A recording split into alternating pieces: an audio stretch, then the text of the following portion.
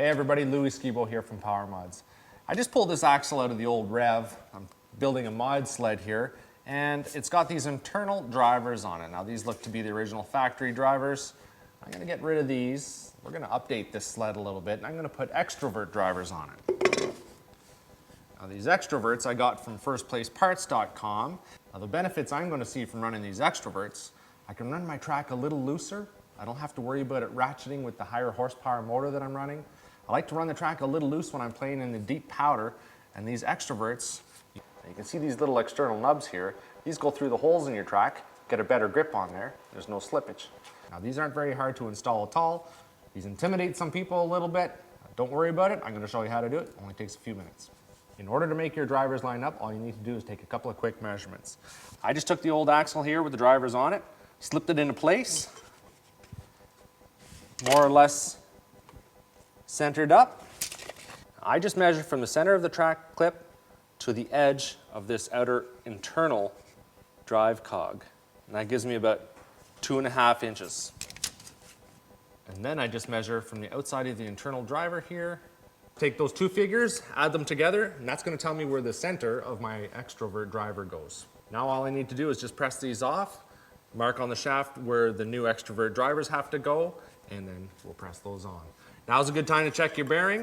If it's a little loose, we got to replace that as well. This one's not too bad. It's going to stay on.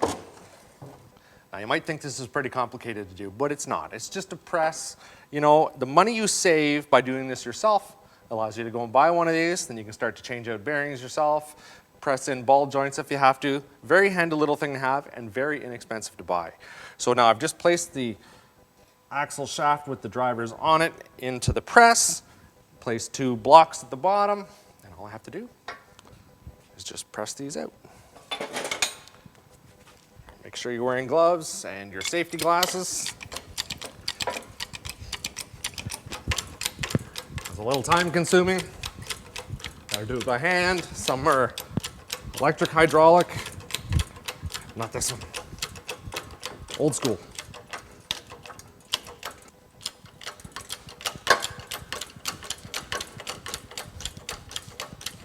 One more. Make sure you grab the shaft from the other end. You don't want to damage any splines or surface. There we go. That's it. Take a good look at your splines. Now's a good time to look for any kind of damage you might have around the sealing surface. Any twists in the shaft. Everything here looks pretty good. Now when you press on your new bearings, don't forget to keep this cap on and keep it on the right way. Now I just used the measurements that I took earlier. I got a total of 4 inches from the outside of the bearing.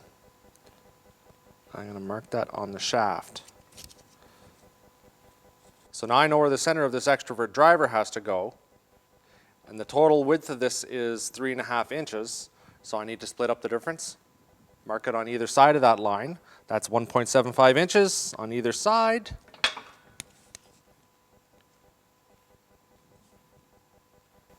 There.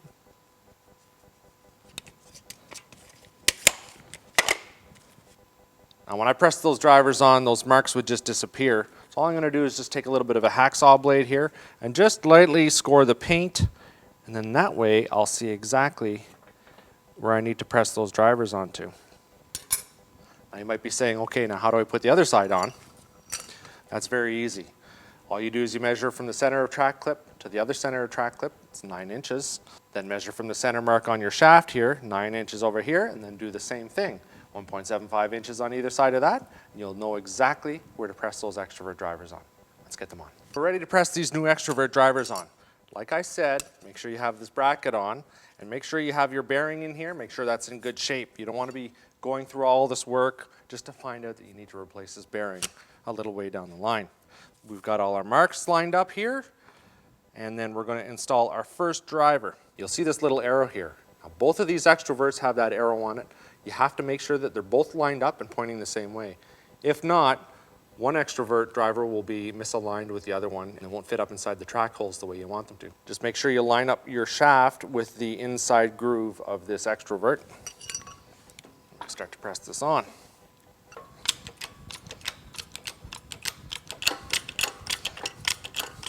just going to press that until that line matches up. Right there. That wasn't that hard at all. If you didn't have this bearing on, you could just do one from one side, one from the other side. Not a big deal, but you know what? I'm just going to leave that bearing where it is. But my arrows are lined up.